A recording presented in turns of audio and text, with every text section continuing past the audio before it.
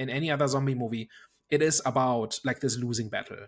Walking Dead specifically, I think everybody is infected. It's just rigged from the start to be pointless. Everybody will turn into a zombie at some point, or there is simply no, you can't run forever, that kind of thing. Like, there's no rebuilding.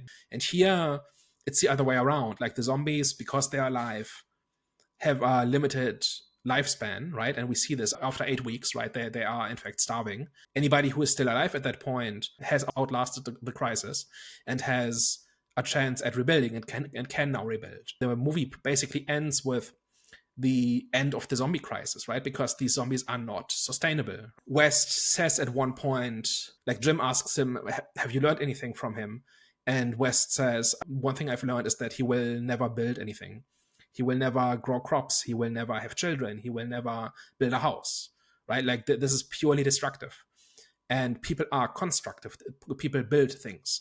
They build communities, they build houses, they invent technologies, and the zombies do nothing of that. I think that is one of the really big themes here, is that you can actually, in fact, build something. You can, in fact, make things better, and the zombies or the crisis is a problem to be survived, and it's a stress test, but it's not the end of the world. And that is why it ends with them being discovered, and we see that help is coming.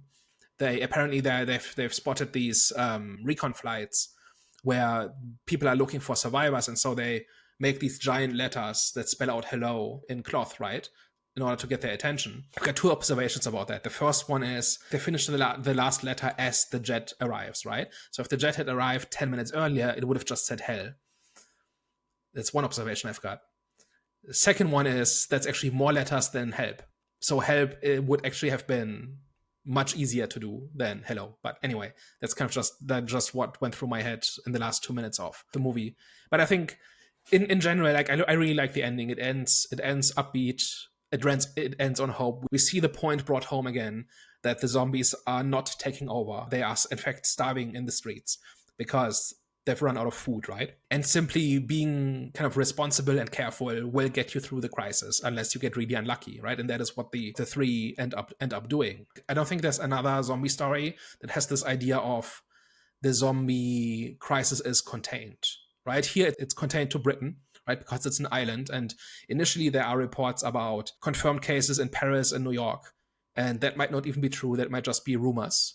But if they are true, then that got contained, right? Because the rest of the world has not collapsed. Like it's just like, if you are in Britain in that situation, that's bad news. But I kind of like the idea that the world is kind of watching and is kind of trying to figure out what to do about this. Clearly, they've decided that they're not just going to send in the army, right, to rescue people.